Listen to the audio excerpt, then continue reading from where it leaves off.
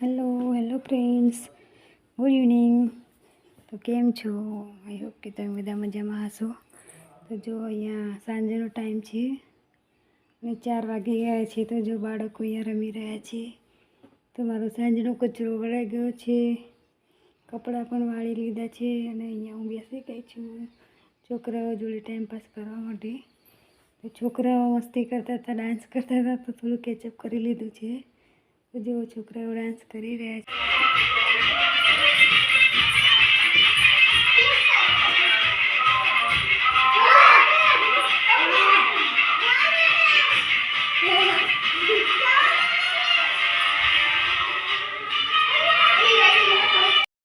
તો જો અહીંયા વાગી ગયા છે 6 અને હું આવી ગઈ છું હવે નીચે ભેંસ ધોવા માટે. તો તમને થોડો મારો નીચેનો એરિયા બતાવી દઉં. તો જો અહીંયા નીચે અમારે તમાકુ સરસ મોટી મોટી થઈ ગઈ છે.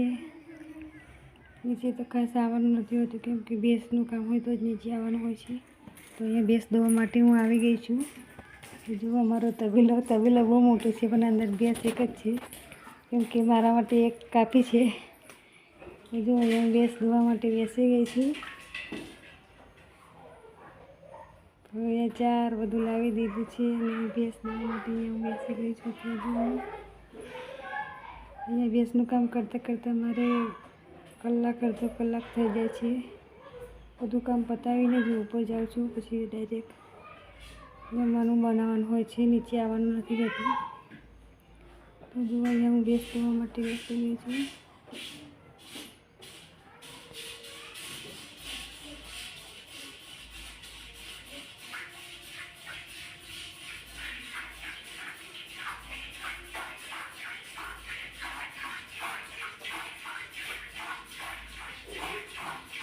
અહીંયા મેં ભેંસ ધોઈ લીધી છે. ભેંસને દાન પર મૂકી દીધું છે. તો ભેંસને ચાર એવું બધું નાખીને પછી હું ઉપર જઈશ. તો ભેંસ આખી રાત ખાયા કરે. જો અહીંયા મેં ચાર નાખી દીધી છે, પૂરા પણ નાખી દીધા છે. તો મારે જોઈતું હતું એટલું દૂધ મેં લઈ લીધું છે અને બીજું ડેરીએ રેડવા જવાનું છે. વધારે દૂધ ઘેર રાખીને શું કરવાનું, તો થોડું ઘણું અમે મોકલાવી દઈએ છીએ. થોડું ઘેર રાખીએ છીએ 2 લીટર જેવું. તો તપેલી વાળું હું ઉપર લઈ જઈશ અને બીજું એના પપ્પા રેડી હશે ડેરીમાં. તો જો અહીંયા અમે ભેંસનું કામ બધું પૂરું કરી દીધું છે અને હું અહીંયા આવી ગઈ છું ઉપર. તો 7 વાગી ગયા છે. તો હવે હું જમવાની તૈયારી કરું છું. તો અહીંયા મારે ફુલીવાનું શાક બનાવવાનું છે અને રોટલી બનાવવાની છે, કેમ કે સવારમાં ખીચડી શાક બનાવ્યું હતું. તો અત્યારે ખીચડી નથી બનાવવાની. તો સવારની ખીચડી થોડી વધેલી છે, તે વઘારી દઈશ. તો જેને ખાવી હશે તે ખાઈ લેશે. તો અહીંયા મેં કઢાઈ મૂકી દીધી છે અને ફુલીવાનું શાક પણ વઘારવાની તૈયારી કરી દીધી છે. રાઈ, મરચાં, ટામેટાં નાખીને વઘારી દઈશ. તો ભેંસનું કામ કરવાનું હોય એટલે જમવાનું થોડું મોડું બનાવવાનું થાય છે, કેમ કે 7 વાગે છે ટાઈમ મળે છે જમવાનું બનાવવાનો. તો અહીંયા શાક વઘારતા થોડો લોટ પણ બાંધી દઈશ, તો રોટલી પણ બની જાય.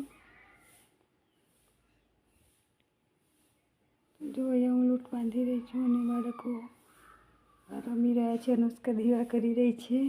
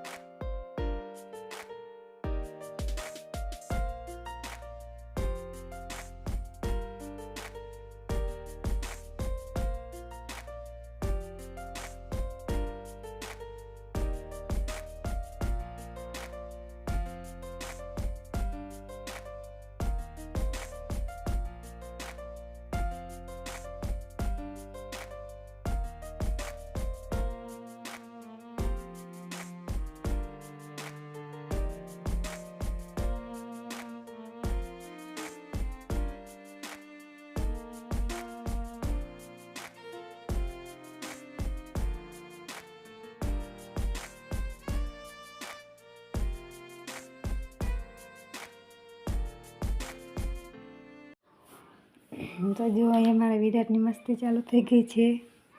ચશ્મા બસમાં લગાવી દીધા છે. તો વિરાટને 2 વાગ્યા પછી રમવાની મજા પડી જાય છે, કેમ કે 2 વાગ્યા પછી બાળકો આવે છે. તો તે મારી પાસે આવતો પણ નથી. સવારમાં તો બિલકુલ મને કામ પણ કરવા દેતો નથી. તો 2 વાગ્યા પછી એને રમવાની મજા પડી જાય છે. તો અત્યારે મને થોડી શાંતિ મળી છે, કેમ કે બાળકો હોય છે એટલે વિરાટ બાળકો જોડે રમા કરે છે.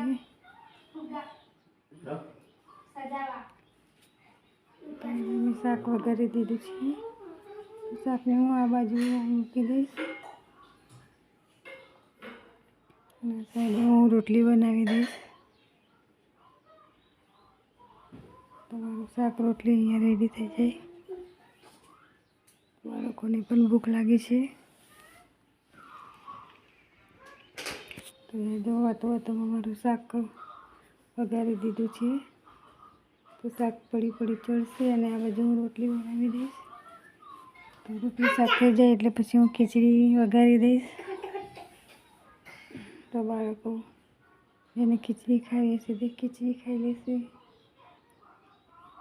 તો રોટલી માટે મેં તવા મૂકી દીધો છે અને હું રોટલી બનાવી દઈશ.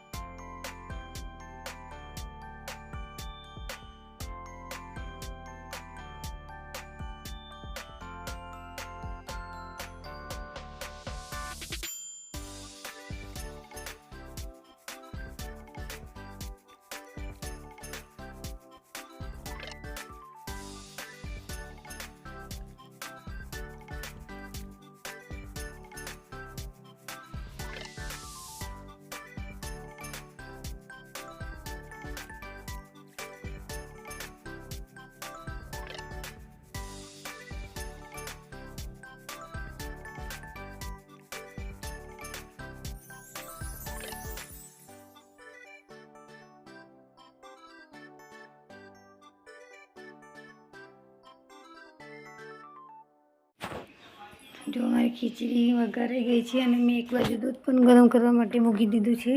તો જેને દૂધ પીવું છે તે દૂધ પણ પી લેશે અને શાક રોટલી અને ખીચડી ખાઈ લેશે. જો અમારી ખીચડી તૈયાર થઈ ગઈ છે.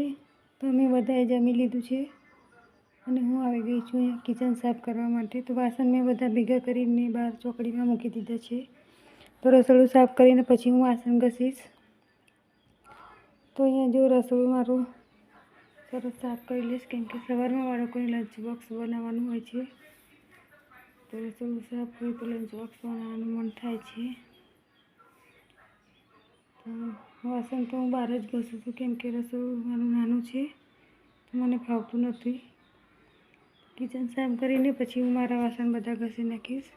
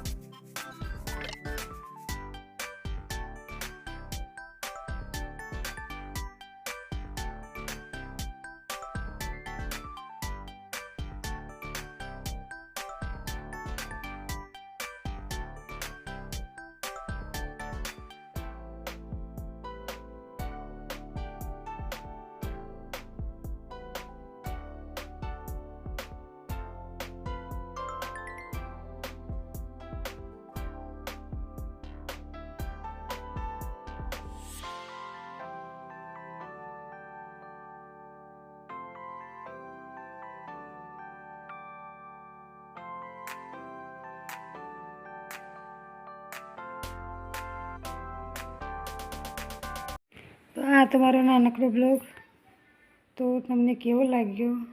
તો સારો લાગ્યો હોય તો કમેન્ટમાં જરૂર બતાવશો અને લાઈક એન્ડ સબસ્ક્રાઈબ જરૂર કરજો. તો મળીએ એક નવા બ્લોગમાં નવા વિડીયો સાથે. ત્યાં સુધી આવજો.